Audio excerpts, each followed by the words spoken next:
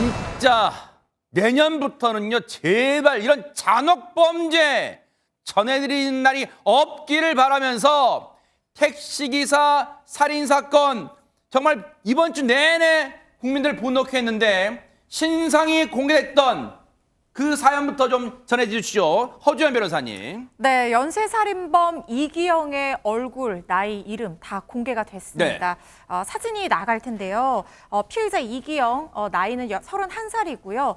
지금 나가는 바로 저 사진 속의 모습입니다. 많이 분노했어요. 저 모습 보고 진짜. 맞습니다. 정말 우리 주변에서 흔히 볼 수 있는 그런 얼굴이어서 더 보는 사람들을 분노하고 또 경악하게 했는데요. 네. 경찰은 범행 수법이 잔인하고 또 중대한 피해가 발생을 했고 재범 방지를 하기 위한 공익적 필요가 있다라고 판단을 해서 네. 이 씨의 신상을 공개를 했는데요. 네. 다만 지금 공개된 사진은 현재의 모습이나 사진을 찍은 것이 아니고요. 예전에 찍어둔 운전면허 사진입니다. 아니, 예전에 찍어둔 운전면허 사진, 지금 이기영이 알려진 게 31살이에요. 그러면 운전면허를 뭐 젊었을 때, 어릴 때, 뭐 20살쯤에 따따 치고, 그러면 저 한참 전 사진 지금 실물과 다를 수도 있잖아요. 다를 가능성이 많죠. 그리고 아마 제일 본인하고 안 닮은 걸 본인이 선택하지 않았을까라는 생각이 듭니다. 선택할 수 있어요? 일단 얼마 전에 9월 달이었나요? 신당역 살인 사건 전주환 기억하시죠? 네. 전주환 실제 얼굴과 사진이 비슷하던가요? 제가 보기엔 그냥 다른 사람 같은데. 아, 그러네요. 맞아요. 네, 한번 생각해 보시면 그럴 겁니다. 이제 많은 분들이 좀 저게 같은 사람. 아, 바로 이 모습에 진짜 너무 깜놀했잖아요, 진짜. 근데 지금 우리가 신상 공개라는 것 자체가 네. 지금 현재 모습을 공개해야 되지 않을까요? 아, 그게 그러네요. 너무나 당연하다고 생각이 드는데 네. 이제 우리나라 이제 신상 공개 제도상 그러니까 우리가 보통 머그샷이라고 하죠. 이제 체포가 되면 이 피의자의 신상을 정확하게 확인하기 위해서 사진을 촬영한단 말이죠. 그러니까 우리가 보통 이렇게 뭘 들고 찍는 그 미국 미드 같은 데 보면 많이 나오잖아요. 그걸 공개하는 게 제일 최근의 모습이니까 당연히 그걸 공개해야 맞을 텐데 우리나라의 지금 신상 공개 제도상으로는 그렇게 못합니다. 어머, 왜요? 당사자가 싫어요, 그럼 끝이에요. 어머, 진짜예요? 그러니까 피의자 인권도 중요한데 과연 이게 합당한가? 어머. 신상 공개 제도의 실효성이라는 측면에서 저게 조주빈 같은 경우는 고등학교 때 사진을 야, 이건 너무 심하잖아요, 진짜. 그래서 신상 공개 제도가 왜 있는지를 한번 생각을 해본다면 피의자의 인권도 중요하지만 이제 사회적 합의를 거쳐서 강제적으로 가장 최근의 사진을 게시할 수 있게 만드는 것도 필요하지 않을까 싶습니다. 그러니까요. 어떻게 법이 정서를 못 따라가요? 가해자의 인권이 그렇게 중요합니까? 그럼 피해자는요? 피해자 인권 안 중요해요? 오히려 저런 뻔뻔한 사진, 말도 안 되는 사진을 신상 공개라고 사진을 내놔요.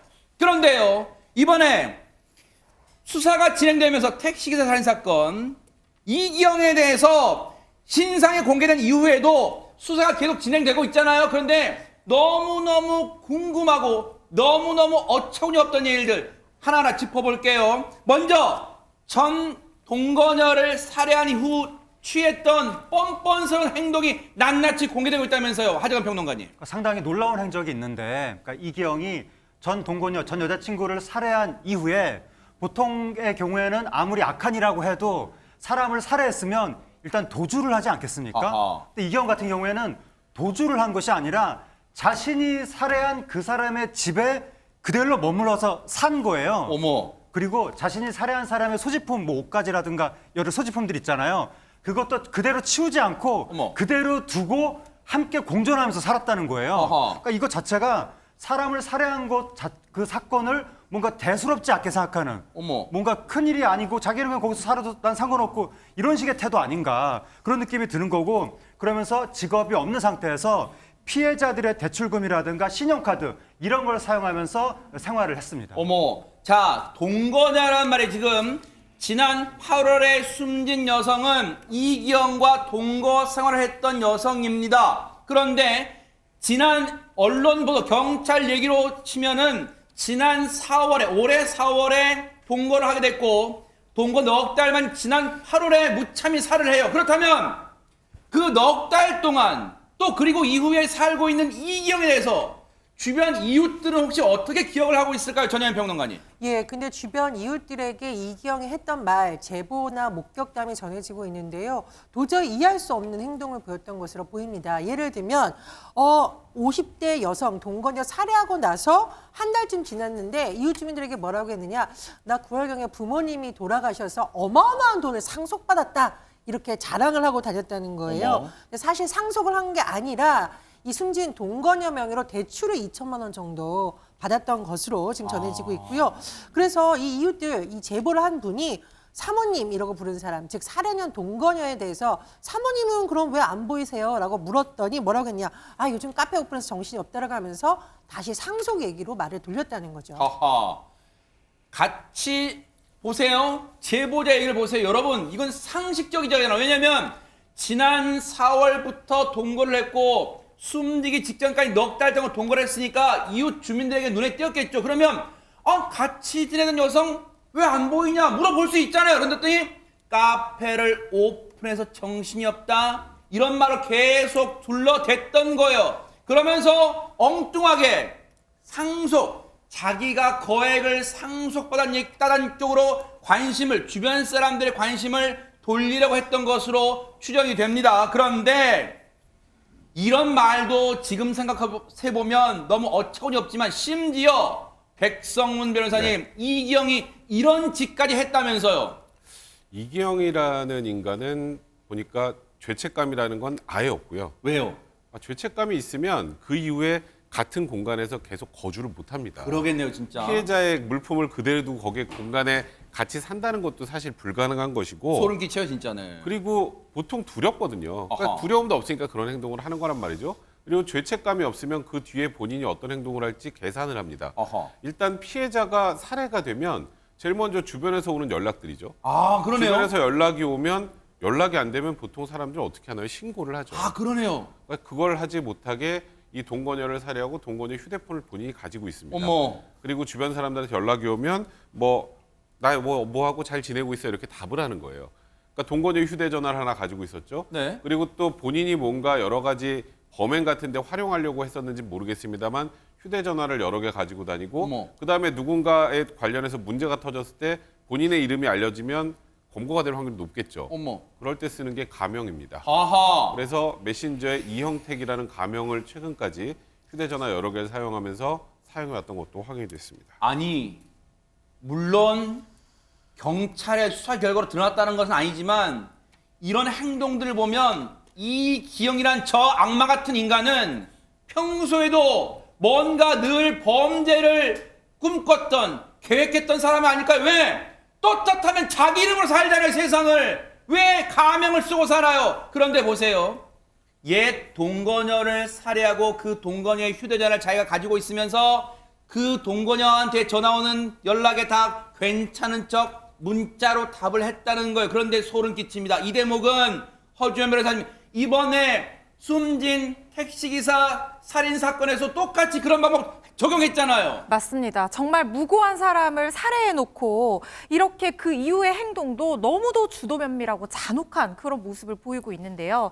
심지어 이 택시기사 살해한 뒤에 이 아빠가 연락이 안 되잖아요. 그래서 이 자녀들이랑 유족들이 계속해서 물어봤던 거예요. 연락을 시도를 하고. 그랬겠죠. 네, 그런데 이 애타게 아빠를 찾는 이 가족들에게 본인이 피해자인 척 행세를 하면서 바빠, 지금 배터리 없어서 전화 안 돼, 이런 식으로 문자를 계속해서 보내면서 어허. 피해자들을 안심시키려고 했다는 겁니다. 네. 그런데 스마트폰에 보통 잠금 패턴이 걸려 있잖아요. 맞아요. 택시기사분 스마트폰에도 잠금 패턴이 걸려 있었는데 이걸 그러네요. 어떻게 풀고 연락을 하고 했을까?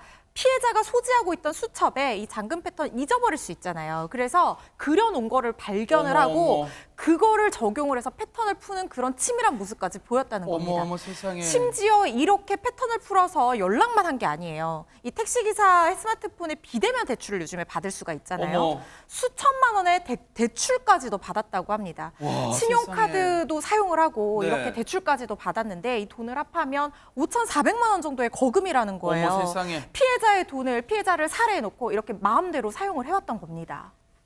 인간이 아닙니다. 영화 제목이 떠오릅니다. 우린 지금 악마를 보고 있는 겁니다. 어떻게 살인을 저지르고 그 피해자의 카드로 여기저기 긁고 다녀요? 전혜연 평론가님, 근데 그 사용처도 너무너무 기가 막힙니다, 지금. 예, 본인이 살해한 택시기사의 신용카드로 무엇을 샀느냐? 600만 원 가량의 커플링을 산 것으로 지금 경찰 분석 결과 드러나고 있다고 하고요. 뭐 고급 술집, 호텔 등에서 사기 확인했다고 하는데요. 경찰이 아마 금융기관으로부터 이 택시기사의 신용카드 거래 내역 등을 분석했더니 살인 이후에도 이렇게 어처구니 없는 행각을 벌인 것으로 세상에. 조사되었다고 합니다. 이런 뻔뻔한 이게 사람이에요? 자기가 살해한 사람의 신용카드로 지금 여자친구, 그 여자친구 신고한 사람입니다. 그 여자친구랑 닷새 동안 여기저기 다니면서 그리고 고가의 커플링을 해요. 그리고 고급 호텔, 술집, 그 숨진 택시기사의 카드로 펑펑 쓰고 다녀요? 이게 사람입니까? 사람이에요? 근데 백성원 변호사님, 이런 뻔뻔한 범죄를 저지르고도 어떻게 이걸 우발적 범죄라고 주장하고 있어요, 지금? 그러니까 우발적 범죄의 가능성은 제로에 가깝습니다. 그러니까 지금 말 그대로 이런 거예요. 그러니까 무직이거든요. 아하. 이게 무직이란 말이죠. 그러면 돈을 벌 데가 없잖아요. 네. 근데 지금 보시는 것처럼 돈 씀씀이는 또 굉장히 큽니다. 그럼 돈이 떨어지면 또 누군가 피해자를 어머, 찾고 세상에. 그렇게 피해자를 찾아서 살해하고 아무렇지도 않게 그 카드나 이런 것들을 사용해서 또 본인이 쓰고 싶은 대로 돈을 쓰고 이제 그러다 보니까 첫 번째 범죄하고 두 번째 이번에 이 택시기사 범죄를 두 개를 보면 약간 유사한 면이 있죠. 아하. 그러니까 사람을 사람으로 보는 게 아니라 사실상 돈으로 본 거죠.